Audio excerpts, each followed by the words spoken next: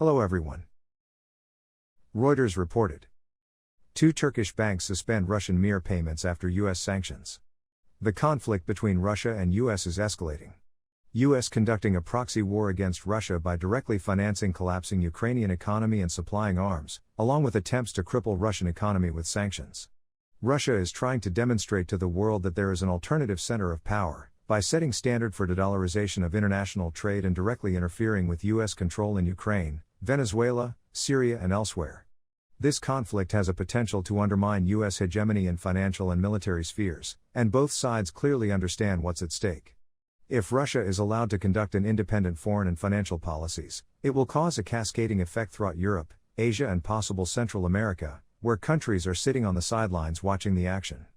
Use of the US dollar in international trade and its share in central banks' reserves was declining for some time now, and any new international payment system providing alternative to US-controlled structures is a direct threat to US dollar as a reserve currency.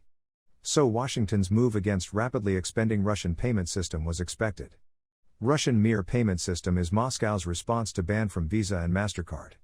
It was developed after 2014 annexation of Crimea and is steadily growing ever since. In 2016, there were less than 2 million cards issued, but by end of 2021, there were over 100 million active card users worldwide. MIR system operates mostly in Russia and countries of the former Soviet bloc.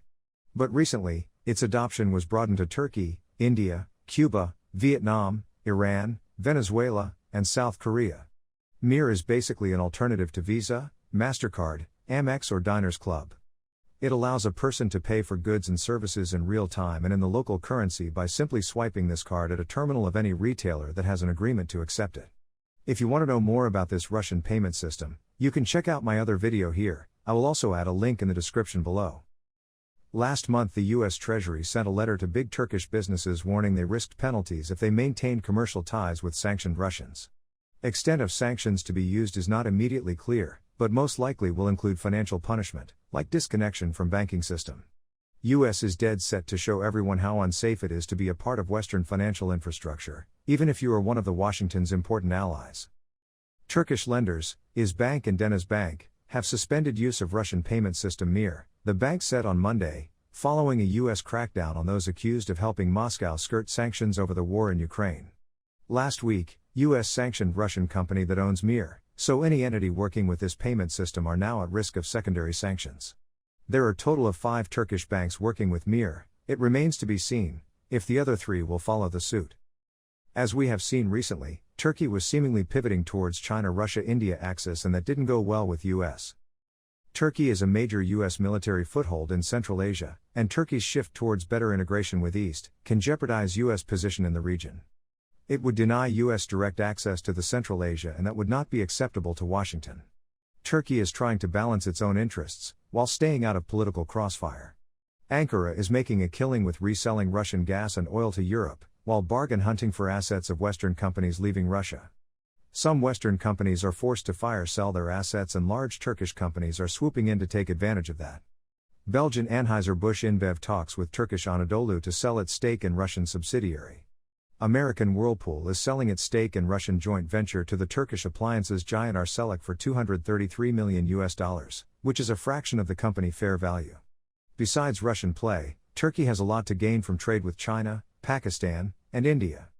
China can provide Turkey with anything Turkey will ever need. From financing, military assistance, lucrative trade routes from Asia to Europe, to goods and services.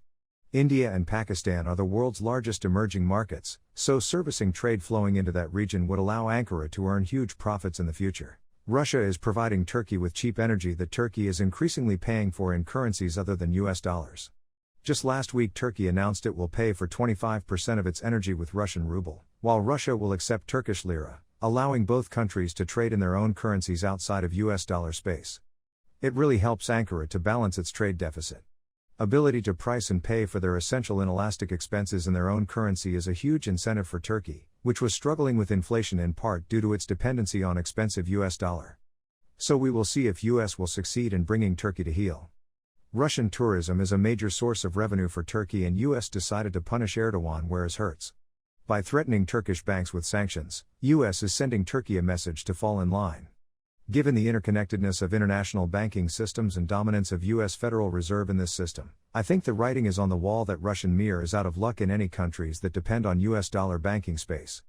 I doubt anyone will challenge US sanction to risk disconnection from SWIFT or freeze of reserves and accounts. But anyone not seeing a trend of rapid de-dollarization and implications for US-based assets is taking a big risk.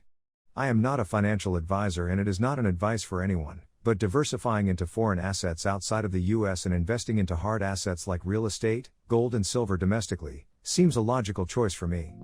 Thank you for watching, please subscribe and like and I will see you in the next video. Until next time.